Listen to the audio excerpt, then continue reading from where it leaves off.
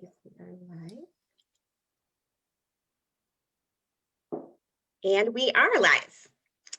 Hello, everyone, and welcome to episode 18 of the InnerStrength Empowerment Hour. I am Lori DePietro stand-in, and these are my Plant Power Success coaches, LT and Joanne.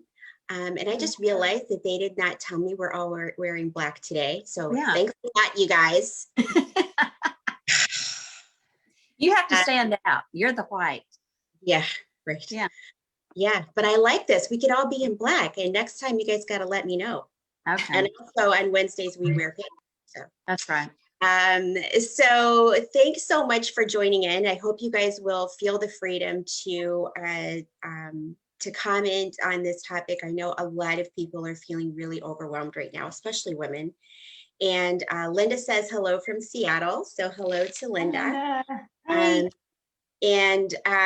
So today we want to talk about overcoming overwhelm. And before we can really do that, we have to talk about what is overwhelming everyone. It's easy to get overwhelmed no matter what's going on, right? But this past year has been really challenging for a lot of people. And I think at the beginning of 2021, we were all really hopeful that everything was suddenly going to get better. And of course, it's pretty much the same as it was last year. So, and I know here, in addition to everything else, I'm in Ohio and it has been snowing for like a week. And I love snow, but it makes it really hard to get out. And it makes me feel cooped up. And I know we have lots of things going on with our kids and school. I was telling the group yesterday that my son is in high school, but he also takes photography classes at the JBS. And this is like, they're on two different schedules. They don't go every day. And so it was just hilarious. They posted, one of the schools posted a schedule because they're trying to do this thing where they're going to go back in person part-time again, which is like the third or fourth time since school started. And she posted this schedule and she was like, this is going on this day, but I won't be here. And so they need to go to this room. And then this day is asynchronous learning for this cohort and this day. And I just was looking at this like, how does anyone keep track of this, much less a kid? Right. So, there's lots of stuff that's going on in our lives right now that is making things more difficult. So I wanted to say that it's easy to get, I think what happens is, we feel like we're in a hole and we are too overwhelmed to get out of overwhelm. And so the first thing, unless you guys want to pipe in on any of that, is there anything else that you guys think is like really overwhelming people right now? I just think all the new just getting used to the regulations that have been either set and then removed, and just there's no consistency with how we're doing things today. Like, are we doing it this way today? Are we doing it that way today? Like, the rules change minute by minute. So I think that's really difficult for people to process. Right. You just have to be ready to change your plan on the fly. You have to be super flexible. Which is not everyone's strong suit, right? Yeah. And I would say I'm overwhelmed for other people, especially my mother, who's 81 and lives in a retirement community, and they are just virtually on lockdown. And I'm not doing hardly any activities with them. And, they're having to eat by themselves. And, this just really plays a part on somebody's psyche. And, and here she is, these staff members, this is the inconsistency. The staff members and the housekeeping and the people that prepare the meals can come and go to their families and do what they want on the weekend, but they're not allowed to go to the grocery store. And she, they've had both rounds of shots, and she just doesn't understand why, and I don't either, why 4 women can't get together and play bridge that have not been anywhere that would wear a mask, and they've even said they would wear gloves, and they won't even let them do that. If she would just get to play her games with her friends that are already there, I think that would make a world of difference, but it's so inconsistent. Oh, she's frozen. Okay, there you are. Am I? Okay. Yeah, you're frozen. It's inconsistent on even on an individual level like that. Right. You're in a school or in a in a facility. It's inconsistent from state to state. I Right. mean, it just is. There's so much, and then of course, on top of everything else, I mean, I'm complaining about snow, but honestly, I'm blessed compared to some people who have been without power. Things that are going on in Texas. I mean, that I'm overwhelmed for them, like you said. Yes. If you go to my personal page, and I'll post it here too, Glennon Doyle has a great organization called Together Rising that's doing a lot of good work to help get people, water and food and get them warm and everything in Texas. And of course, there are other good organizations out there as well. So, but the first thing that I wanted to touch on, because it is really the basis of everything, and I've talked about this before, is your physicality. So what that means is when we are not feeling well physically, you're going to be overwhelmed no matter what's going on. We all have plenty of reasons to be overwhelmed. But if you're not feeling well, if you are bloated and exhausted and overweight, and maybe having not sleeping well at night, your hormones are all crazy, you're having digestive issues, there's joint achiness and all of these things, it's hard to just face your day with any level of positivity because your cup is already getting on empty before you've even started because you don't feel well. So I wondered if you guys could talk about before how your physicality was affecting you in terms of just your everyday life and how that was holding you back from dealing with just everyday situations. Well, my physicality right before I started the program was like the worst it could have ever been. And I think that was a wake-up call for me because it literally stopped me in my tracks. It was my chronic fatigue, which was not like a diagnosed thing that I went to the doctor and he said, oh, you have chronic fatigue. It was just a level of fatigue that I had never experienced before. And for somebody who doesn't like to sit still, it was like being in a prison where if my body wasn't working, it was adding to my frustration because I would see things around me, like even to just do something simple, like take a load of laundry down to the basement. It was just too much. I would have the kids, I would say, if you can take that load down for me, please, I can't, I don't want to carry it down the stairs or whatever. It brought me to a complete halt in everything in my life. And changing my physicality and changing what went in my body and changing what I didn't allow in my body. I mean, it has been a complete 180. Like now I'm running up, and we live in a colonial type house. So there's a lot of stairs going up to the bedrooms and there's a lot of stairs coming up from the basement.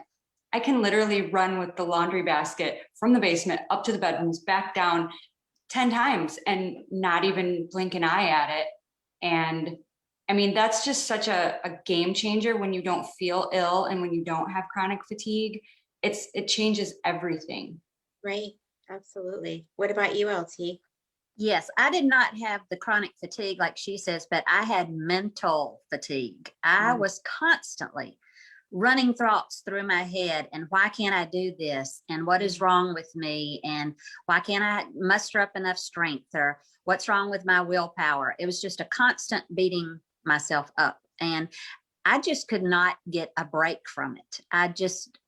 It was on my mind all of the time. So I said that the people in my life that were immediately in my life normally got some shrapnel from that because I was, irritable. It did not take much to set me off. I read things wrong. I totally personalize things that were not even in the realm of being personalized, but that's what I did. And then in my private moments when nobody else is around and it's just me, there was just a lot of sadness. And I just poured myself out into these journals. And that's why when I look back at them, I think, gosh, this is just pitiful, because I wanted to break cold so bad, but I was always thinking of food and what I was going to eat next. And then when I would overeat, because that's what I did, it would be to the point that you would just lull yourself. So I guess that was a coping mechanism, and it was just a brief reprieve, but as we all know, it's not a reprieve, because it's just worse when you get out of that lull state. But the addiction just had such a hold on me, and I severely underestimated it until I got into this program. Right. Yeah, not only is it overwhelming to constantly be thinking about food. Like, I would wake up thinking about it. Just wake up, what am I going to eat? Like, even though the night before I had promised myself I wasn't going to do it, so that in and of itself is overwhelming, to always have in the back of your mind, whether I was sitting in the bleachers at one of my kids' events or whatever, always be thinking about my next food, like what am I going to eat? And just being uncomfortable because of my belly.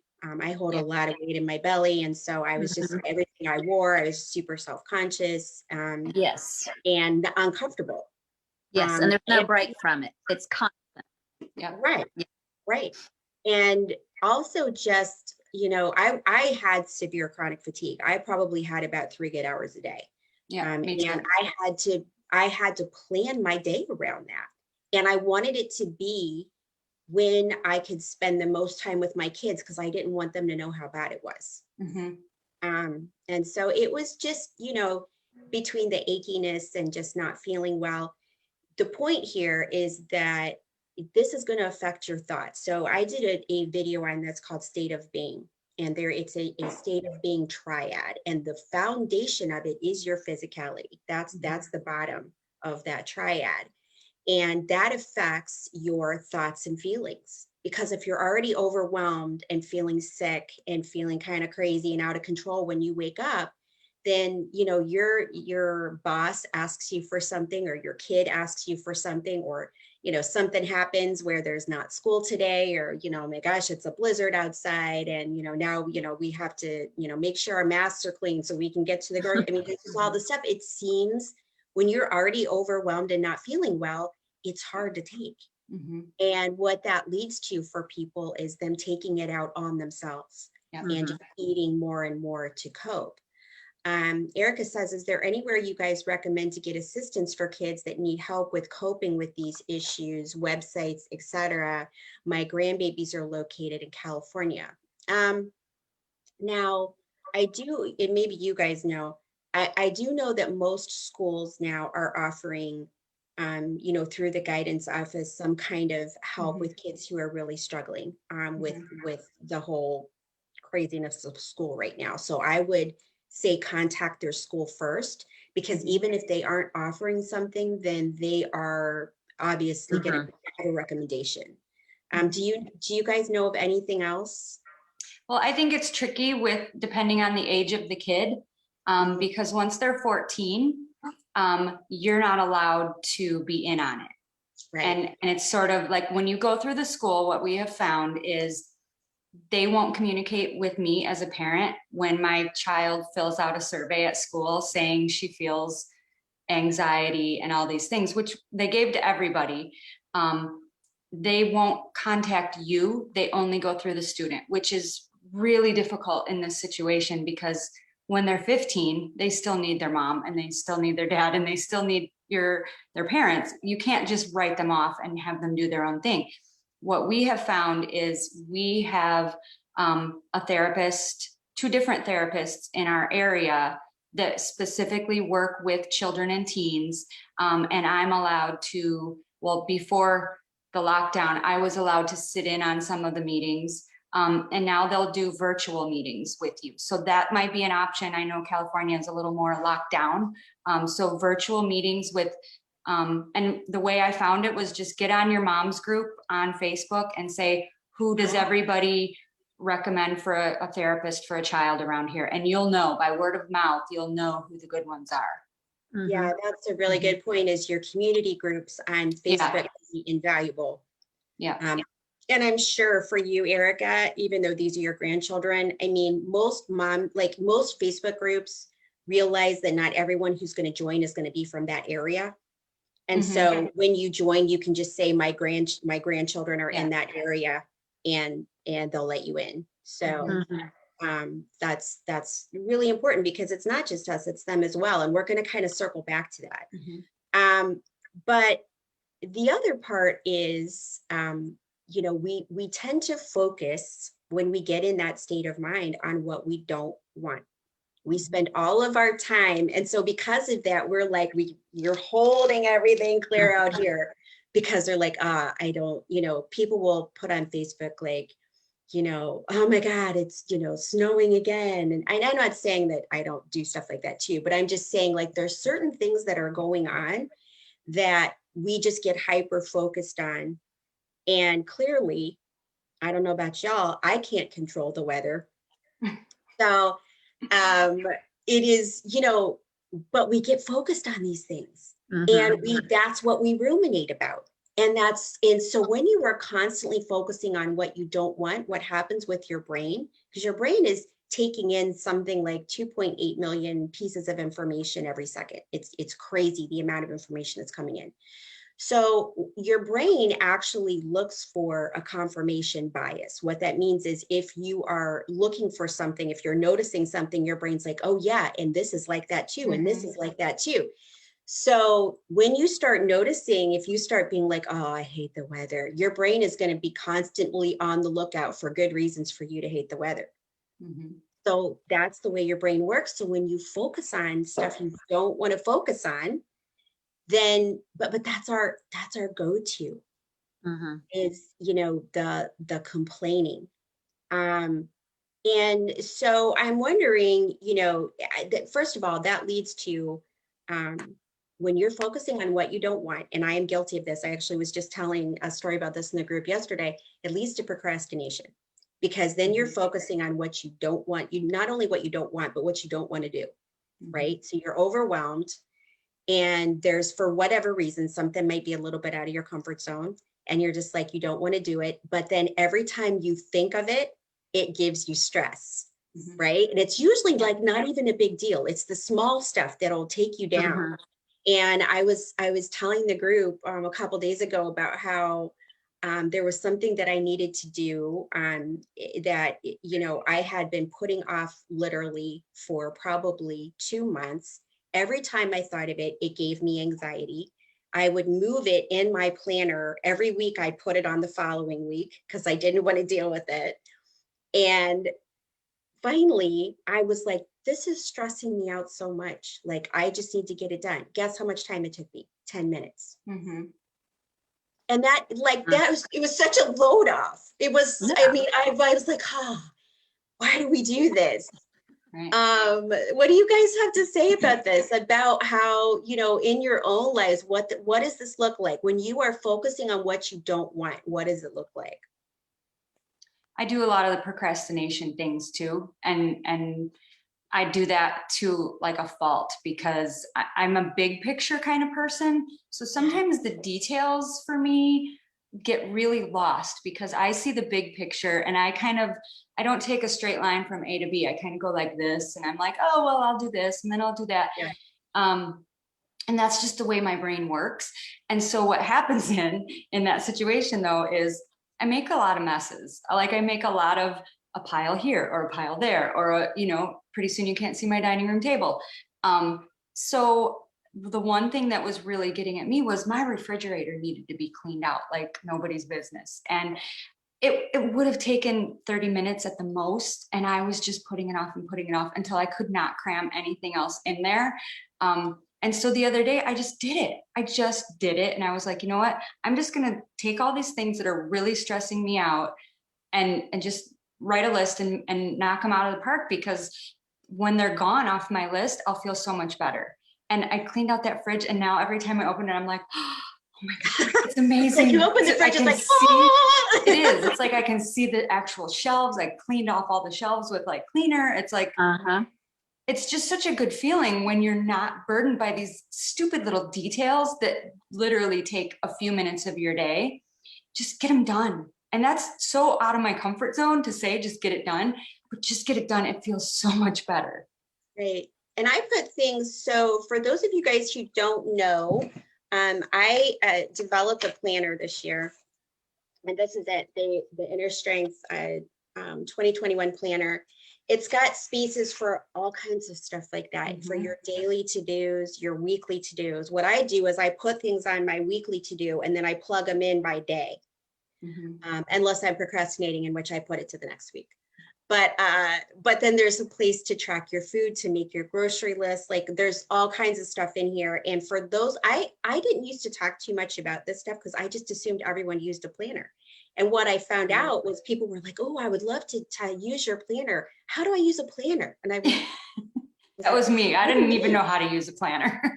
Yeah, I've been using a planner since I was in my 20s. So I just assumed everybody, and when people would say to me, like, how do you use a planner? I'm like, what do you mean, how do you use a planner? Like you use it like you use a planner. What do you mean? You know, like, it's just a calendar you write in. Yeah. So because of that, there's a whole section in the front that says how to use this planner. But that is something else that you could, so talk about that, Joanne, because you started using the planner. How did that help when you started using it? That has been a game changer, honestly. And I'm so like, it goes against every grain of my DNA to write things down and to be a planner, but it's helped me with time management. And that's one of the I think that's been one of the major stressors of this whole quarantine is time management, because everybody in my house has been home for an entire year in the house. Nobody's gone anywhere. Like honestly, it's insane. So like days turn into weeks, turn into, like the hours go by. You don't even know what time of day it is. So having a schedule, keeping things on a tight schedule has made a huge difference. And seeing it in writing, the tasks I need to do, because there's so much activity in my house, I forget about the things that I actually need to tick off my list, and then they get pushed back. And I'm like, oh crap, the cat had a vet appointment that I forgot about, or, like just because there's just so much activity. And so writing these things down has been just a huge game changer. Right, because you don't have to worry about keeping it in your head because it's in your calendar. Yes. Right. Yes. Yeah. Don't depend on your memory. Write it down. Yeah. It's what I mean. Yeah, I found out, at some point too, that if it didn't get written down, it wasn't happening because I could not keep it. That started happening to me. Like things started not getting done that needed to be done, or appointments that I needed to be at. And I was like, okay, somebody needs to get a grip here. But that brings up a really good point about self-care, because it's not just about what you're eating, but, like, I don't know if you guys saw the picture that I put up of that with the little heart on my t-shirt that said, I tolerate you. John bought me that because he's like, honey, this is perfect for you. He thinks it's hilarious because I am an introvert. And so, obviously he's worked all through COVID, which has been a blessing. That's been great. But he is home more because their schedules are different. Their shifts have to be different in the club, in the kitchen, because they can't all be there at the same time because of social distancing. So he is working less hours. And so he's here more. And he'll come into my office and be like, just sit down. He'll just sit down in my office. And I'm like, have you guys ever seen that, the video of the kid where somebody takes some of his guacamole, like they take a chip and he looks at him like, he's like, what? Yeah. Like that's what he sits down and I'm like, what are you doing? Yeah. So yeah, it's a lot when people are home all the time. And you need to get some alone time. I promise you do. Whether you're an introvert or an extrovert, you need to practice self-care. You need to get some time by yourself, whether that's inside or outside of the house. And that's about boundaries. So that's a huge part of staying out of overwhelm, is being really good at setting boundaries. And that's the part that's knowing yourself and knowing what it takes to fill up your own cup. Mm-hmm. How are you managing, how are you guys managing that with so many, with people at home? How are you managing your own self-care and alone time? Go ahead, LT. Well, I don't have many people at home. My daughter is a senior in high school, and her school is in session, and my son's away at college. So it really hasn't affected me that much.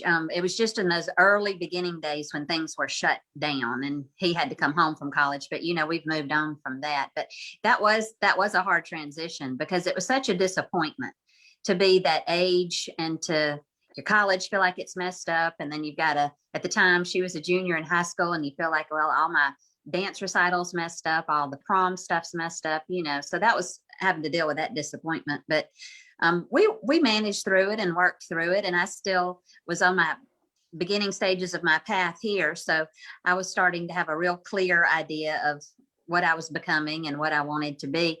I know this is going to surprise you, but I've always been kind of like a detailed oriented person. So I've always used a planner. I know it's a shock. I know. Yeah, and so I'm always I have things right there in line, and I've always been like that my whole life. Things are always neat and clean and organized. I can't function. I mean, everything all the time. And that's who I am. What can I say? And I will say that I feel like that with this program and the changes I've made, I've been more purposeful about what I really want to do and look forward to, and what I want to give back to. I am not stewing over things as much and having time that's not accounted for. I think that that's the biggest change, is that my time is accounted for now, and it's things that I want to do, and I'm driving the bus. Right. And you can that's the biggest thing. You can be a more, like organized person like Lori, like LT, or you can, like, I'm more controlled chaos. Yeah. So that part, but all of us have a toolbox. Yes. And that is the key. What about you, Joanne? Because I know that, with you, it's been a whole lot of togetherness. Yeah, it is. And I have been able to recognize when I start to because it's very easy to let your self-care get put on the back burner when things are going 100 miles an hour all day long. And I am very aware now of when I start to feel that little, like, everything's closing in on me. I need to get these boundaries back. Because even though you set boundaries, they get wishy-washy after a while, and so. And if you have kids, they'll poke at your boundaries. Yeah. They do. And things change. I mean, everything is so fluid with their moods and their school. And it's a constantly changing thing. So being very adaptable to that, and recognizing when I'm starting to feel my self-care go by the wayside. And when I do that, I make a hard boundary. Then that moment I'm like, okay, you know what? This is where I tighten up everything. And I go back to, my nutrition is number one. And that's when I really go back to making sure I'm eating what I need to be eating. And then I go back to like things that will calm me, like more meditation.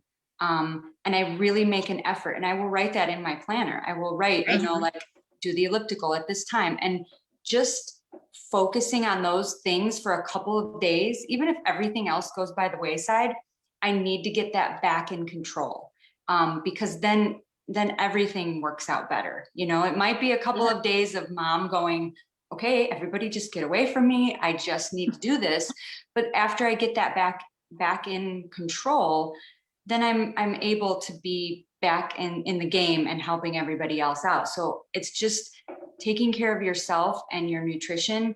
I feel like just sets the base for everything else. It does. And I think I totally agree with that. And I think changing my nutrition has, in that form of self-care, has just been the absolute key to all of this, because I am now so kind to myself and I love myself. And that's the biggest relief of all, is that I am not constantly beating myself up and berating myself.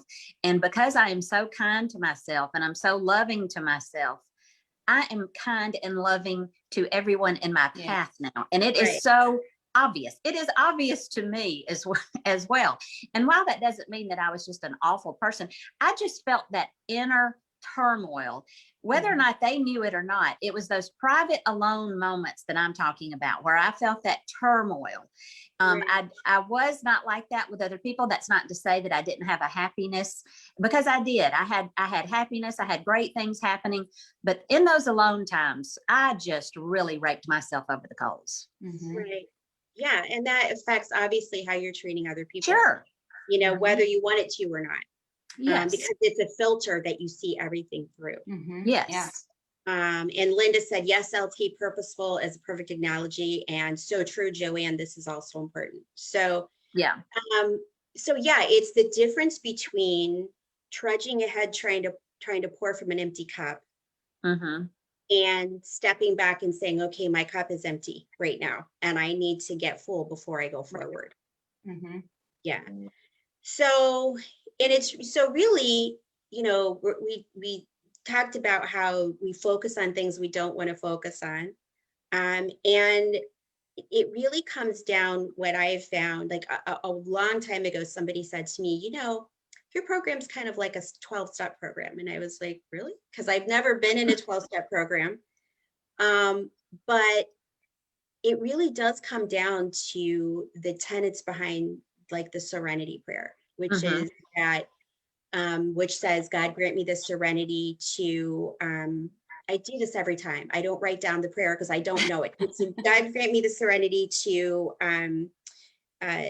change the Control the things I can change. Yeah, but the first one is to recognize the things you can't change. So anyway, someone can type this out for me, obviously, but so the whole idea is to recognize the things that you cannot change. And then versus courage. The courage to change what you can, and the courage to change what you can, and the wisdom to know that's it. That was the wisdom. So that's where I think we get screwed up, is that we start trying to control circumstances that are not in our control, and that's when you start really spinning out. You're focusing on what you can't control. And you know that I gave the example yesterday in our group of I went to the DMV, and I was trying to get a title for my son's car, or I'm sorry, the tags and the license plates. And I brought everything except the title. I had, you know, the thing from the dealership. I had the temporary tags. I had everything. For whatever reason, I didn't think I needed the title, probably because I just never take that with me when I'm getting tags for my own car. But I get up there and she's like, I wait for 45 minutes, you know, and they have this whole thing now at the DMV where like, if you can't be in there, you have to go wait in your car. Like it's a whole thing. So I finally get up there and she's like, okay, where's the title? I'm like, I didn't bring the title. I have this, I have this, I have this, I have this. I'm like, I'm handing her all this stuff. And she's like, I can't do anything without the title. And so I could tell she was really ready for me to start arguing with her about it. But I realized like, she's just not going to do it without the title. So I just am like, okay, I'll come back tomorrow. And she's like, oh, okay. You know, she was surprised that I wasn't going to argue with her. But the point is that there's no point in me wasting my energy on that, because it's not in my control. She obviously has rules that she's following. They needed the title, and I'm the one who didn't bring it. And so I came back the following day. I mean, it just is what it is. And we have so many things in our lives like that, whether it's having to wear a mask or, you know, just things also that you just don't want to deal with, that it's just a fact of life. And I think we get so hyper focused on those things And when really there is so much that is in our control, that we would feel empowered if we focused on those choices. So what do you guys want to say about how you are navigating differently now in terms of what you can control and what you can't? Do you guys have any? Yeah, go ahead. I can control the way I spend my time all day. And I can control what I eat and what I don't eat. I can control the tone that comes out of my mouth to my family and anybody else. And I can control how much, how much I want to dive into other things outside of this little circle that's going on here. So I think it's just about keeping things simple. And that's the way I'm doing it, is just, there's so much going on that I'm just really going back to the absolute basics: food, water, and shelter. Let's just keep us all alive and happy and, mentally stable. And let's just focus on those things. The rest of the world can work itself out or not. And I'm still going to be standing at the end of it. And so are the people in my immediate household, because that's what we can control. Right.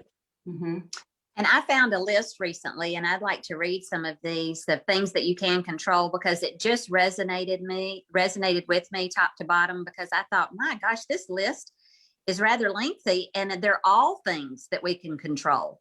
So just see if you can picture yourself in this. You can control your being, your beliefs, your attitude, your thoughts, your perspective, how honest you are, what books you read, how often you exercise, how you treat yourself, how many risks you take, the type of food you eat, how kind you are to others, how you interpret situations, how you express your thoughts, whether or not you ask for help, how many times you smile today, who you associate yourself with, what you do with your spare time, how you spend or invest your money, how often you say, I love you, how much time you waste worrying, the amount of effort you put forth, how often you think about your past, whether or not you judge other people, how often you give time to appreciate life, and whether or not you try again after a setback.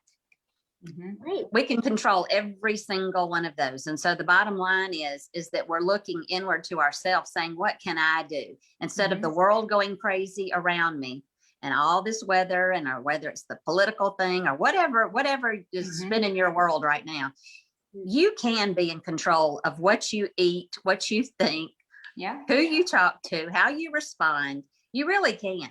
And it doesn't have to be a knee jerk. It can be a thoughtful way to express yourself, and a thoughtful way to eat. And I'm telling you, when you change the way you eat, we've talked about this many times, other things start falling in line.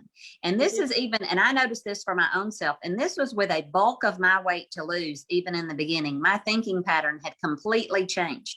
Now I've lost the bulk of my weight, and I can tell you that it's just gotten better and better and better because I have adapted to this thought process. Right.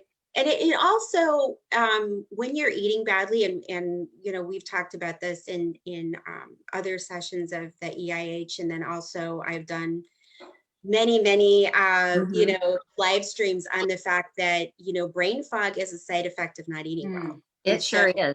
You cannot think clearly, and it's scary. No, and frustrating. It's crippling. Brain fog is absolutely crippling, I gotta say, because I had it so bad. And it's so skewed it just is tilted to a certain way.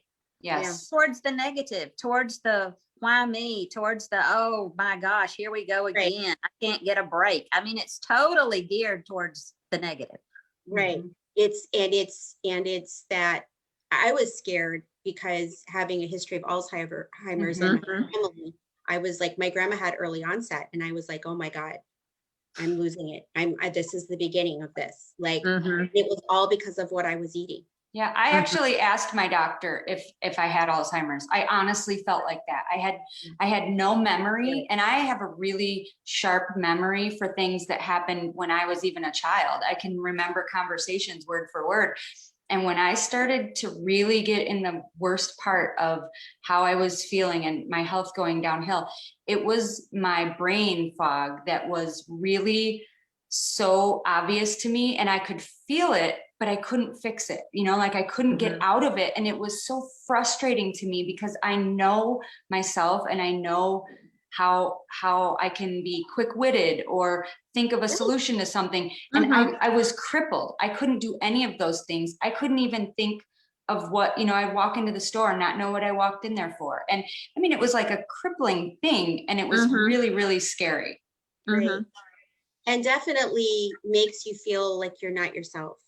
Oh, absolutely. You feel crazy. You feel like, am I losing my mind? Am I, you know, like what is going on? And you don't know how to get out of that because you're so exhausted with that thought pattern that you can't think normal thoughts. Right. I think that's the hardest thing, the most profound thing about, you know, like, so people will, if I post my before and afters, people will be like, you're beautiful, both pictures. And I'm like, I appreciate that very much. I really do. But that's not the point at all.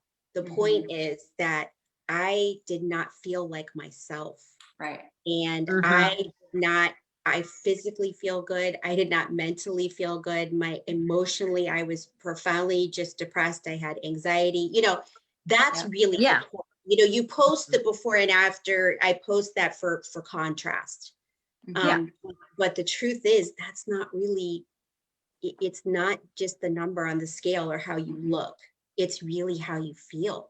No. And if you do look at a lot of the before and afters, when we were in a lot of the before pictures, because, you know, a lot of us have said we avoided the camera, but when we do find them, you can look right in those eyes and you can see that that's not a spark. It's just oh, let me just get through it. Let me just put on and then the real smiles now, it just, your face radiates, it lights up, coming from within. Well, I know you said that at Christmas time, I brought this up before, that you had people say to you, you present differently, you know, and that's so true. It really is. You just come across, because it's more you. It is. It's a more authentic me, and it's really who I've always wanted to be. And that when you finally get it, it is so overwhelming. And that's why the basis of all of this is, honestly, I live with gratitude. My whole day is just a gratitude. I am blessed beyond measure. I am very well aware of that. And I am overwhelmed by it. It almost brings me to my knees because I wanted it so much. I mean, I just was right there and I just couldn't get it. I couldn't get it. And when you get it, oh my gosh, you're thinking you almost feel like you can fly. Like this really is just wonderful. It is. And I wish that was something that I could, you know, I've done a lot of posts this week about what it feels like to feel better and what the steps that I take in my program that are different. But it's hard when I'm writing that stuff. I'm like, how do I describe this? It really is hard because it isn't just about the weight. No. And Raylene very graciously has posted the serenity prayer. God grant me the serenity to accept the things I cannot change, courage to change the things I can, and the wisdom to know the difference. Living one day at a time, enjoying one moment at a time, accepting hardship as a pathway to peace. And taking, as Jesus did, the sinful world as it is, not as I would have it. So again, that's, you know, accepting certain things that you can't change. Trusting that all the things will be right if I surrender to his will, that I may be reasonably happy in this life and supremely happy with him forever in the next. Amen. So I didn't realize it was that long. So thank you. Yes, it has that second part. Yeah, I did not know that. So thank you for posting that. But yeah, so but that really, I can see why people will, you know, compare my program to that, because it really is about separating the things you can control from the things that you can. And that's what empowerment is.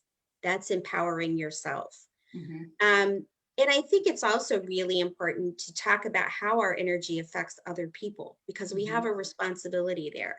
You know, I think it's so easy to get in victim mode when you're not feeling well and when circumstances suck, you know. It's so easy to just bring a lot of negativity into the world. And that's not just affecting you. You know, when I went to the DMV, you know, I was very nice and pleasant with that woman. I could tell she was surprised. I went back. I had to go back, obviously, because I didn't have my stuff. I went back yesterday. I got the same woman. Can you imagine if I would have ripped her a new one? Like that would not Yeah. have been like, you know, Right. so, you know, because she didn't remember me from the day before. But if I would have yelled at her, I'm sure she would have. You know what I mean? So like our energy, it is so important. It's how, you know, we affect everyone else in our life. We have a responsibility for that. And I know, especially for me, I learned that when I was a yoga instructor. One day, I don't know what was happening at home, but I was really flustered. And I actually walked into class like 5 minutes late. Everybody was already there. They were already, you know, seated and getting ready for class. And I just brought all of this, you know, negative energy in with me. And normally after class, I always had women coming up to me going like, oh, great class. Thank you so much. Not a word from anyone. I did my class exactly the same as I always did, but my energy was different. And I was like, okay, I can't, you know, that was many, many years ago, but it was a really good lesson for me. I didn't say anything different, but my energy was different. So how are you guys experiencing that in your life? Is the way that you're so not being as overwhelmed and being the instead of trying to calm the storm, you are the calm in the storm. How is that affecting people in your life?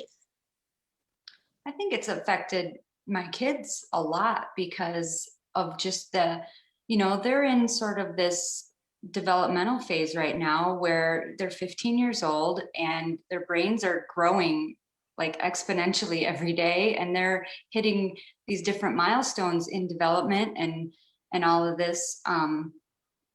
Going through their hormone changes and all of this stuff, and so it's a little bit crazy sometimes around here, when everybody gets on the same cycle and we're all just like rare. It can get really crazy, but I've really been kind of focusing on saying phrases around here like, you're responsible for what you bring into this room. If you're going to walk in this room like that, you can turn around and walk right back out and come in and try again, because the energy in this room is at a certain level, and you need to be aware of that. And it's not, and I'm saying it in a calm tone. I'm not screaming at everybody anymore. But I want them to recognize that the choices they make when they come into a room affect not just how people perceive them, but the outcome of whatever it is they wanted to have happen. Right. I mean, like you said at the DMV, if you would have started screaming, that lady the next day would have closed her window and said, nope, she's not coming back to my window. So, Right. Your energy that you bring in really affects your outcome, and you can sabotage yourself just by having negative energy. So I think it's really an important thing to just stay consistent with and to recognize, and even recognizing in your own self, because if I'm in a moment where I'm having negative energy and I do something like I try to work out or I try to do whatever, it's a crappy workout, or I don't feel like I got anything out of it. Or like in the summer when I would go for bike rides, I would just be riding down the street angry or whatever. I'm like, this bike ride sucked. And I don't, that's not your goal in doing those things. So you really have to bring your energy back down and keep it there and not let it get to a bad level. And you told me, I think, what was that yesterday, that one of your daughters is really like her behavior is really changing because of you setting that example. Yeah, it really has. And it's all, again, because I've made those changes in myself, and I have learned that procrastination brings me anxiety, and not remembering things and then remembering them at the last minute brings me anxiety. And she's the kid who won't do her homework until midnight the night before. And then it's like everybody in the house is up because she doesn't know how to do her chemistry at midnight. Well, who's going to help her at that point? She's not going to be playing with a full deck at that point either. And so it's harder. So this whole last week, she's really been, and I didn't even say, okay, this week we're going to do it this way. She's come to that on her own because she knows, like, okay, if I approach this in a different way, I'm going to get a different outcome. And it's been amazing because she's been happy and smiling and like, oh, I got all my homework done. It's before dinner. It's like, now see how different that outcome is from how it was before. So, you know, your energy affects the people around you just in your example. Right. Mm-hmm. I don't know if I said this last week or the week before, but my son, at Christmas time, he was having a hard time, and we had a long talk, and he said, Mom, I just want you to know that I really admire the way you handle things. And I mean, honestly, as you guys know, like as a parent, like that's like one of the best things that Mm-hmm. anyone has ever said to me. Like I was just like, you know, blown away, because I want to set a good example for him. I want him to handle things well. Right. I don't want him to go through years and years of struggle like I did. So if there's anything I can do, and really that's the interesting part, is it's not like, Joanne, just like you said, it's not me telling him what to do, because God knows if I tell him what to do, Right. it's happening. It's the opposite. It's Yep. me setting an example for him that I am different, and him, you know, whether he admits it or not all the time, is always watching that. Yeah. Mm-hmm. Yeah. So, I mean, it's just so important how we affect other people. And I know, LT, you talked about that with your husband too, about him feeling so much like he said before that he, you know, he was worried about coming home every night. Like, what LT am I coming home to? He said it was such a relief that he could walk in now and not wonder what kind of mood I'm going to be in. And, you know, that was such a hallmark lesson for me to learn, because I grew up on walking on eggshells in my home, my childhood home, and that's the last thing that I wanted to portray. So I would say that that's one reason why he's noticing such a difference in me, is because I'm telling myself things over and over again that are so positive, that are manifesting and coming true in my life. You know, two of my mantras from the very beginning have been, I'm becoming the person I want to be, and my future success is hidden in my daily routine. Well, those two combined have kind of become the fabric of who I am. I have taken a large chunk of my thoughts, my energy, and my time that used to serve me no purpose, and I've gotten rid of those. I've switched it now to purposeful thinking. I am not engaging in things that bring me down, whether it's watching a certain show or listening to a certain, turning things off. I'm doing things that build me up. I'm learning things. I've really immersed myself into this group, which has done nothing but bring me positivity and joy and success, honestly. And so I think that that's, once you can focus in on that and hone in on what you're talking about, you can start feeling better, as I did way early in the process. And now it's just, as I've said, it's gotten better, because as time has gone on, then more and more weight has come off. And so it's just brought a new excitement, or a refreshment, or it's a rejuvenation. I think we use that word many times, but it really has, in all areas. And there's not one area that it has not touched. Right. It's really, that's what I tell people. It's you get your nutrition right. That's where you start setting those boundaries, and it actually moves out into every area of your life, instead of what we think, which is that I've got to get my shit together before I can concentrate on my food. That's what people think. And it's actually the opposite. It's not. And I can tell you that it's 100% not. And it happened exactly like you said it would. I mean, every turn happened exactly like you said it would. And I hear that a lot from a lot of the ladies I'm working with. If they're not eating on plan and I don't hear from them for a little bit or something, and then they'll send me a message and say, why can't I just get my act together? And I'll say, are you following the plan? Well, no. And that it's honestly, the first step is just getting the chemicals out of your body so that your brain works the right way. And then putting this stuff your body actually needs to function. You know, like we couldn't walk around all day and not sleep at night, because our body needs to repair when we go to sleep. Well, you can't walk around and not give your body nutrition. The cells won't do what they're meant to do and heal you and make you function the way you're meant to function if you don't have the fuel in your body. So that part is the baseline for what you have to get right first. And then you can then everything else is a domino effect. It really Right. is. And we've seen so much transformation that, that you bring up a good point, that one of the things that's really different about the Plant Power Revolution is the one-on-one coaching. Yeah. And when I say one-on-one, it's actually one-on-one. So that you are reaching out to the people that you're coaching, and they can contact you anytime when they're struggling. And so that has been a game changer for so many women who have started and stopped a lot, and done a lot of yo-yo dieting, because they have been able to get past that part with somebody and overcome that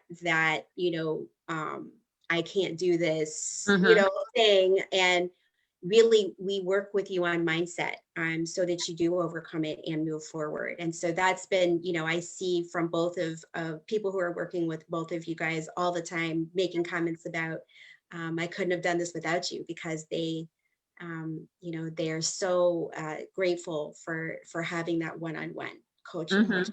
Because we've been there and we remember what it was like. And so Right. we're right there to hold their hand and help them through, some of the difficulties that are, because there's going to be little bumps in the road that happen, but it's not a throw in the towel type thing. It's a let's just pick it back up, because that's what I did so often. Was I would throw in the towel on the least little thing, and then it was always going to be the next weekend or the next month, or let me just wait till after the holidays are over. So I always prolonged it. And that's why I stayed the mayor of Yo-Yoville for 30 years. And that's why we're not going to have the negativity. We're going to say we can do it. We can pick ourselves up. And when they feel safe with you, and because we really want to project that you can tell us and you can talk to us about it, because we honestly understand. Right.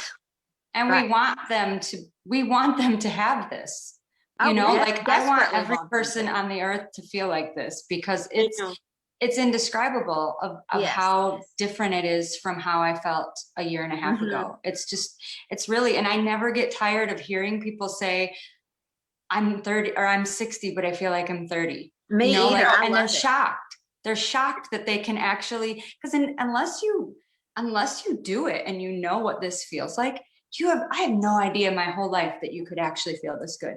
I had no idea. I didn't even know that other people who I thought had good lives, I was like, well, they must just feel a little better than I do. No, you feel a crazy amount better. And I didn't even know that existed. She's talking about your physical self, which you do, but I'm telling you up here, oh my gosh, the freedom you feel from, it's just when you have that double punch combo, you just you honestly feel unstoppable. You feel like there is nothing I really cannot do if I don't face it head on. I can really overcome anything. You really do. You have that confidence about yourself. And I would echo what she says for sure. We desperately want women to feel it. It is so, when you feel that way, it just exudes out of you. You want to share it so much, because you know that you're not only changing the life of that woman, you are changing the life of her family and the people that she works with, because it is going to come out in other areas of her life. Yeah, and that's the one of the most rewarding parts for me, is to hear how it's filtering out to their family, to their coworkers, to their friends. It is. And so I had someone yesterday say to me via Messenger, and I've talked to a lot of you guys on Messenger. She's like, well, it's easier for you because you're younger. You look great. But I'm older and this is harder for me. I'm like, well, I'm 51. How old are you? She's like, 51. She's like, you look great. She's like, what are you doing? So I mean, that's the thing. It's exactly what you guys are saying, is that they, people just assume, I'm younger, I have some kind of secret, whatever the thing is. But no, this is just healthy living. And that's something that we can teach you how to do without the carb counting, calorie counting, all of the stuff that comes along with all of the diets that are out there. But so the last thing I just wanted to say, I want to touch on two things. First of all, it was important what LT was saying about inputs. If you are, like I realized a long time ago that, if I was going to sit around watching serial killer documentaries all the time and stuff, like there's certain things that are going to kind of bring you down and make you depressed. Like, you need to think about yesterday, it's really sunny and beautiful here today. Yesterday was super gray and it's been very cold. So like, I'm not going to go around listening to like really slow, depressing music. Like I put on some like salsa Right. stuff when I was at the gym because I'm like, okay, I want to feel like it's summer, like I'm careful. I'm careful with my energy. And so that's really Yeah. important. The inputs that you have are important. But the last thing too is just the gratitude. When you are focusing on the things you want, not on the things you don't want, because that's what stops us from moving forward too, is like you're like, you start to think of all the reasons why you can't move forward and then you don't, instead of getting a vision for what is possible. And a lot of that starts with gratitude for what you already have. And so we talk about mantras a lot, and LT posts, Mantra Monday here in the group. And I always start my mantras with, I am grateful that, I am so grateful that. And so like your mantra could be, I am so grateful that I prioritize my self-care every day. There's so many things that you can be grateful for. And when you start focusing on those things instead of all the things that are wrong, that you don't want, that you can't control, it is a game changer because that brings your vibration up. They've actually shown, that any kind of emotion or thought that you have is like, it's like a sound wave. And they've actually shown what different vibrations look like. There's a video that shows that. They do it with like sand, so you can see what they look like. And it's really interesting. But like this is the thing, you are going to attract whatever you are putting out there. And that's not like a mystical like woo thing. It's just fact. If I go to the DMV and I am a complete bitch to this woman, guess who's going to be a bitch back to me, right? Like this is going to be something I'm perpetuating. Whatever you're putting out there is what you're getting back. Right. And so when you are vibrating on a higher level, that it makes a difference in every single area of your life. And it's intentional. It's purposeful that you do it. Right. And I would say that it comes out as fruit in your life, if you want to use that as an example, because that is what I try to emulate, to have love, joy, peace, patience, kindness, goodness, gentleness, and self-control. That is what I want to exude. That is what I want to put out there. And, if you feel overwhelmed, that you feel like I've got 10 million problems, I don't even know where to start, be thankful that you have a heartbeat that's beating, because you have a pulse. And if you have a pulse, you have a purpose in this life. Somewhere you are going to find it. You can get rid of this junk that's cluttering it up and you can find it again.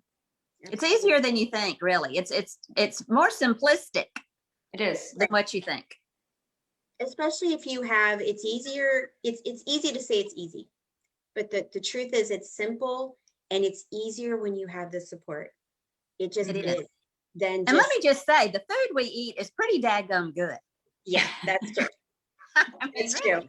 I mean, that's we could do a whole, which I think we have. We've talked about what we eat. I think we did that either last week or the week before. We were talking about all the stuff that we eat. So go back if you're wondering. Yeah, it's delicious. Yeah. Because most people who are plant-based are foodies. That's right.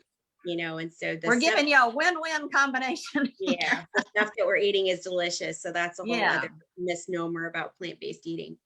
That's right. But yeah, so lastly, at the beginning of this conversation, someone said that we have amazing hair and they would like to know what all of us use for our products. So I use the Oribe. It's ORIBE. And I actually did a whole post about this. Like, I don't know if that was like a year ago or whatever, because it's a more expensive hairline. But like after I got to be like 50, I was like, I'm buying the expensive hair stuff. I've been buying my hair stuff at CVS for long enough. So it's a volume shampoo and conditioner, and then Kevin Murphy. I think it's either something to do with, I think it's like beach hair. That's the stuff that I have in my hair. So anyway, Kevin Murphy, it's a blue container. So do you guys want to say what you're using? Well, I just use the CVS shampoo. Like I just use Pantene. And your hair looks great. And then, but the secret to taming, because I have super coarse and super thick hair, and it's like a horse's tail. I have found a product that I've been using for years. It's called, it's by the Matrix Biolage line. It's called Shine Milk. And it's like a spray-in, leave-in conditioner. And if I didn't use it, I wouldn't be able to put a brush through my hair. That's how gross my hair usually is. So it's just this Shine Milk. And now my kids use it and I use it, and it works. It smooths everything out. That's what I do. That's amazing. My hair is so thick, it grows out this way. I have to get it decluttered where they do the notching shears, but I do. And here I live in Mobile, Alabama with all this humidity and heat in the summer. So I do a keratin treatment every 3 months. And so I get the special shampoo that they give me at the beauty salon because it's got that no sulfates and all the stuff that you have to use when you have a keratin treatment in your hair. And that just helps keep mine smooth because I'm like Rosanna Dana. My hair grows out this way.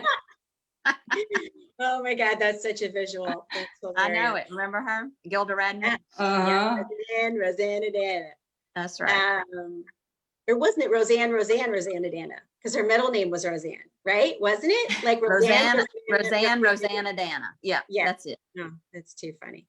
And so, yeah. And it also, just so you know, like I talk about menopause a lot as not being a horrible thing when you were on a plant-based diet, because that has made a huge difference for so many women that we work with. I know, I won't go into the whole big thing, but we've, especially LT and I have talked about the night sweats going away, which is that alone. If that was the only thing that happened, you would be like, thank God. I said that. I said that. Listen, it was like 3 weeks in, and I said, if this is it, I'm fine. Yeah. But let me tell you, it just got because the night sweats were ridiculous. Having to drenched is not even the word. It was like somebody took a fire hose and just went rent. It was from my hair all the way down to my toes. I know, it's embarrassing. It is just, you're not getting any sleep. You're cold. You're in those little wet sheets. Right. That's like how I could be hot and cold at the same time. I know you get shivers, like because you're so wet. But there's science behind that. And I've talked about that before, about menopause and how a plant-based diet is so helpful for that. But anyway, one thing that happened to me was my hair got curly. My hair was straight my whole life. I mean, stick straight, like Joanne's is very straight right now. And, like that. And so I have all this is all natural. I haven't done anything. So it's just weird, but I'll take it. I'm trying. I'll say the same thing. I don't curl mine either. This is just fresh from the dryer. So it's gotten more body than it used to. And and when I was growing up and in high school and in college, I lived on hair rollers, hot rollers, and to get it to look like this. And this is, so my hair's changed too. Oh my God. I had so many perms. Do you guys remember when the spiral perm was a whole thing? Like I had it. Yeah. So the point is that I think too, we can go into this phase of our lives feeling good, and not feeling like it's all downhill from here. Like I'm actually enjoying, clearly I don't love everything about menopause, but it's not been bad. And in a huge part of that has been because of my diet. And that's what I hear. And I know that not just from my own experience, but from all the people that we work with saying that. And so so you have this wonderful physicality, and then you have the benefit of having the years of wisdom that got you to this age. That's right. So it's a double punch. Yeah. They say that, wisdom is wasted on the young, or youth is wasted on the young. And that's, I feel so good now that I know it. I get and that. Then you get your mojo back, and then your husband asks you, will the real LT please stand up? Yeah. And she says she's standing right in front of you. And I'll tell you how I love it. So I mean, you've got it's wonderful to have that another aspect of that too. Right. Emily says the piggyback spiral. Yes, because my hair was long, so I had the piggyback spiral. Yep. So just hours and hours at the salon. So now I have this thanks to menopause. So I'll take it. All right. Well, thank you guys so much for joining us today. And as you know, this is recorded. So we always go back and look at the comments. If there's any questions that you have or things you want to talk about, please post them in the comments. If you are interested in the Plant Power Revolution program, please feel free to message me, Joanne or LT. We are happy to talk to you about that or schedule a call with me. And we would love to have you on board. So have an amazing weekend. Take a deep breath. Yes. Go. Go. You don't have to live your life in overwhelm. You really don't. So hopefully this was helpful, and we will see you next week. Bye. Okay. Bye.